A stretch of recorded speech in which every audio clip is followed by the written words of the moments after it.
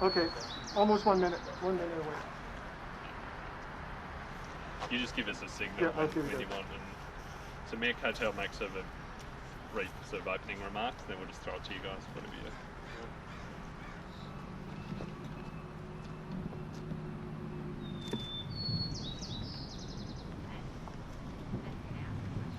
30 seconds away.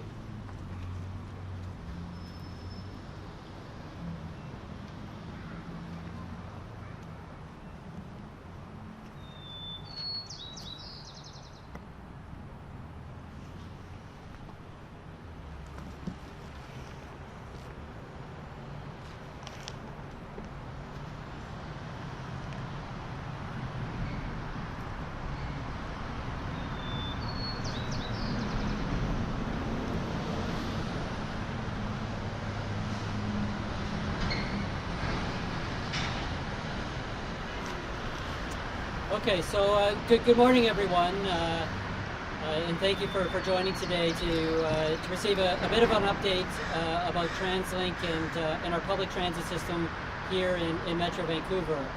We know this has been an incredibly difficult time for communities all around the world and here locally, as so many people and so many sectors are affected by COVID-19.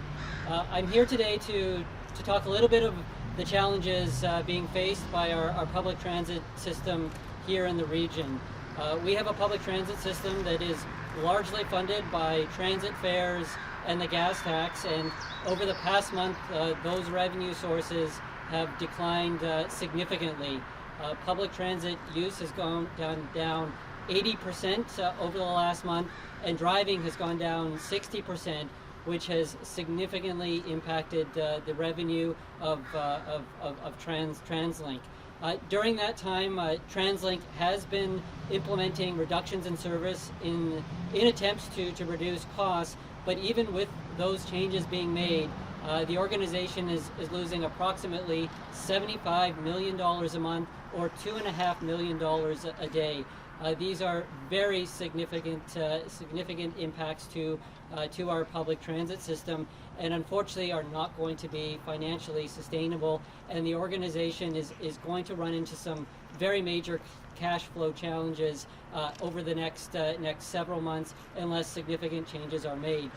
We are here today to reach out to both the provincial and federal government to seek help to avoid major cuts and disruptions to our transit system. Over the past 2 weeks, we have been engaged with both levels of government to share information about the challenges that we're facing, and hoping to get partnerships with those levels of government to recognize the importance of public transit. So far, we have not been successful in obtaining those partnerships, but we are going to continue every day to make those connections.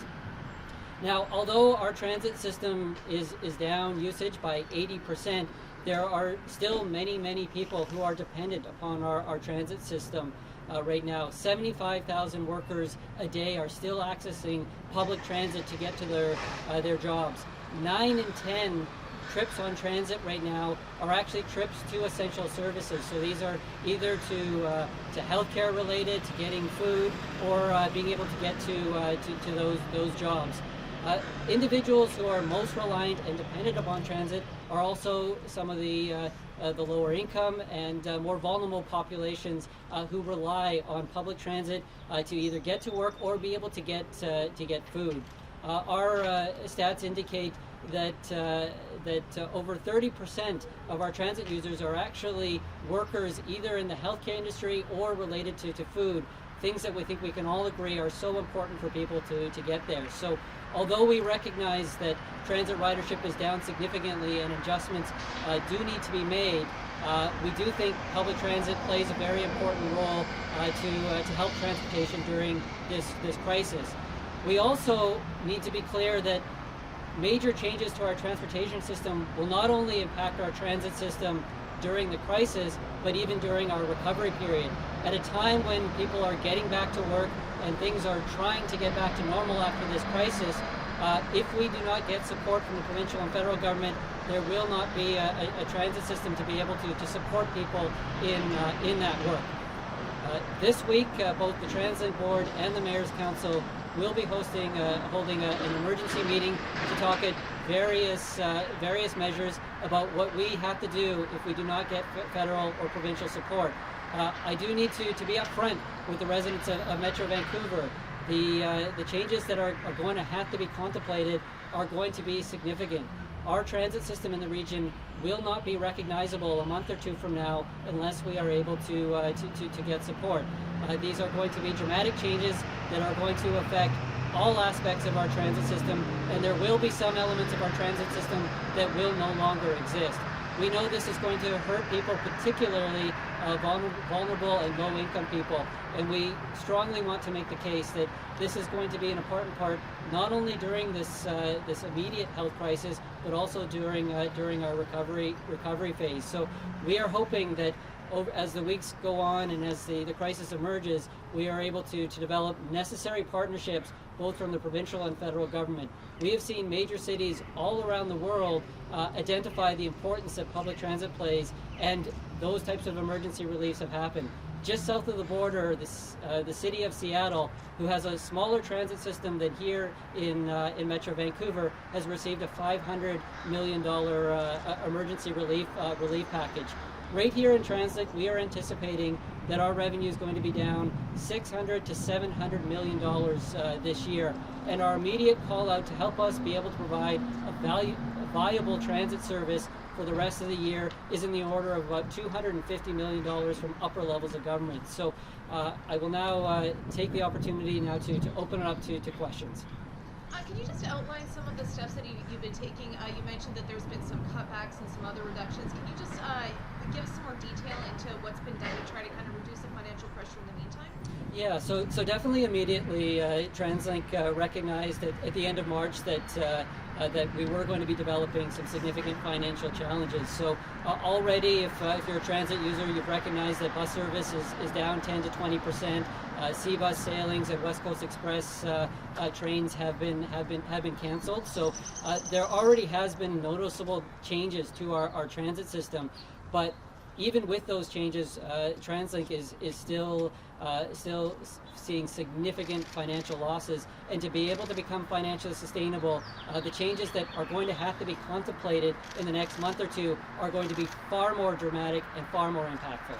Can you talk about what some of those changes are? Are we talking about route cancellations, less frequent SkyTrain? If you could just kind of go into more detail on that. So we don't have the details yet of the impact, and we plan over the next week or two to let the public know more information about the impacts. But we do have to let people know that it is going to be significant. There will be routes in our transit system that will disappear, and every single component of our transit system will be affected and will have reduced service.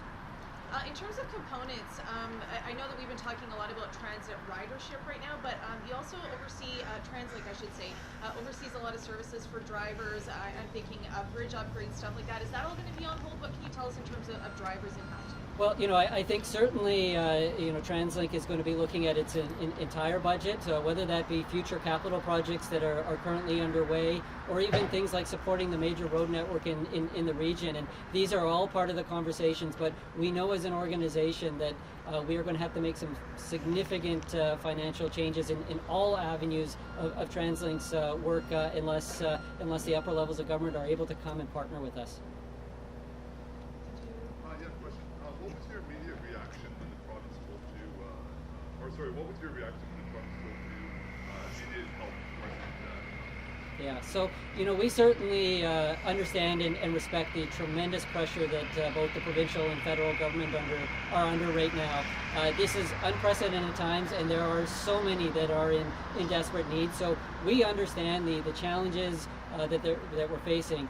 There's no doubt we are disappointed that public transit has not been considered a priority at this point in time, but we also recognize that we need to continue those important relationships, and that both the federal and provincial government are under immense pressure to address so many aspects of our society right now.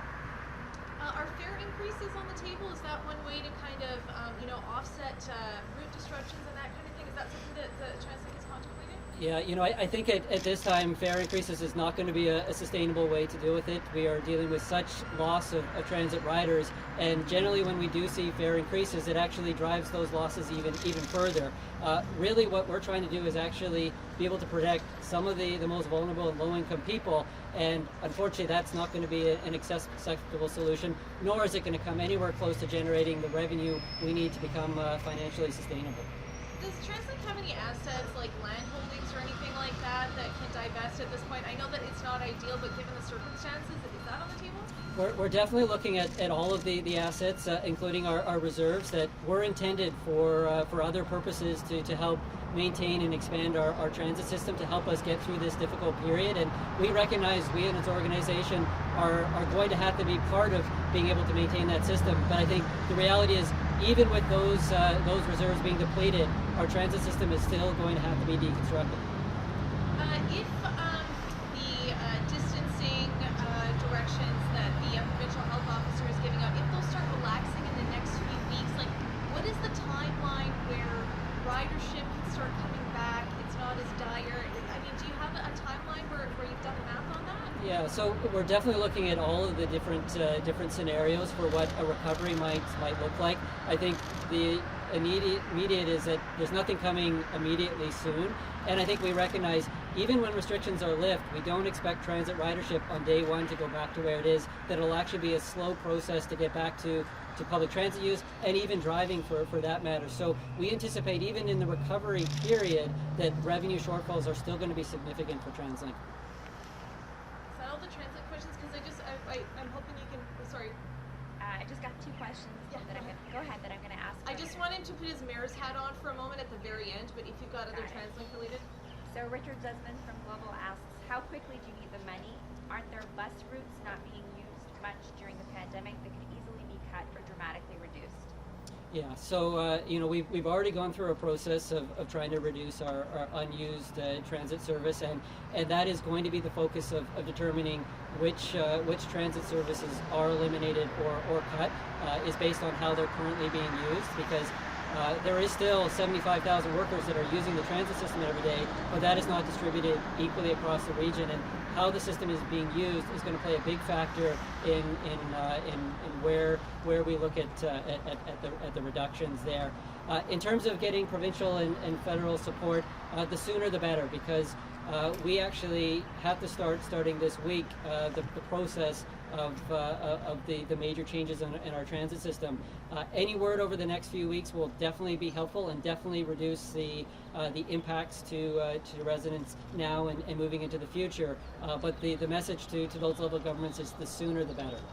Sorry, just as a follow-up to that, I mean, are you looking at like Maple Ridge, Langley is going to bear a disproportionate impact in terms of cuts? Like, can you tell us kind of how that would be distributed? Yeah, so those details are what we're going to be evaluating over the next week, and both the Mayor's Council and the TransLink Board will be looking at what I understand to be several really unpleasant options to be looking at. So those are the types of discussions we're going to have and work our way through. But there's no doubts there are going to be some parts of our region that are going to look very different from a transit service perspective.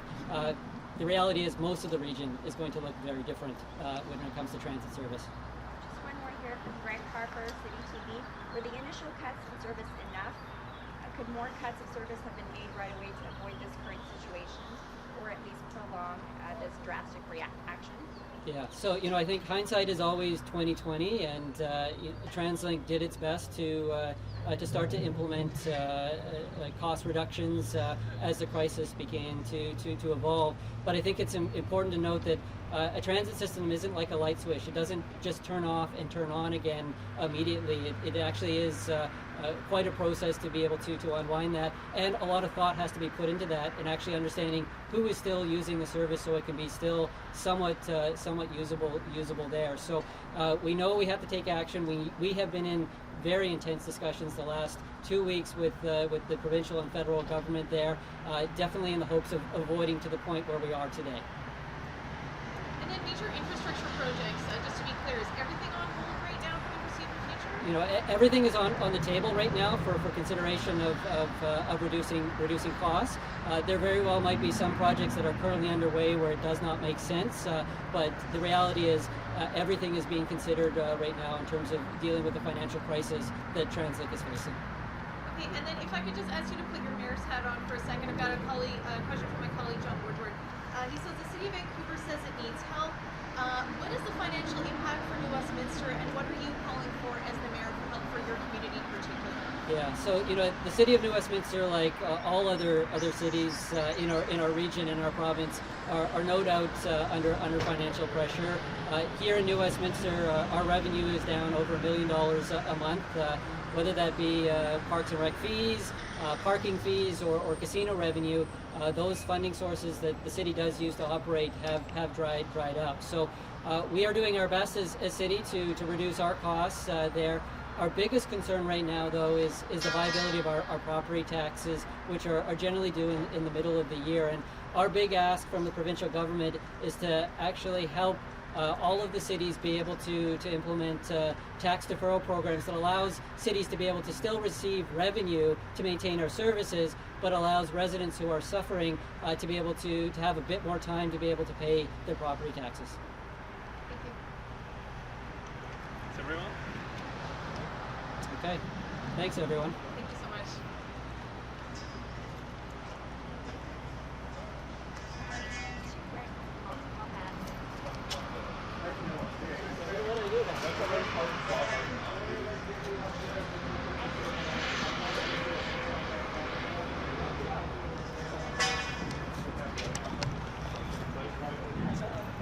It's so bad. So the pressure is done.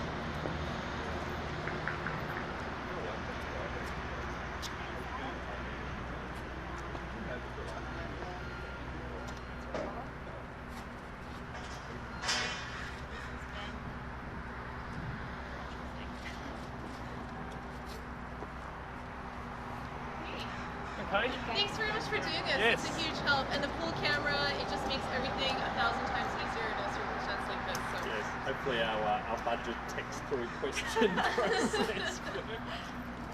Behind the losing 70. Hey, you should let whoever asked that second question. Flashing Okay, no problem.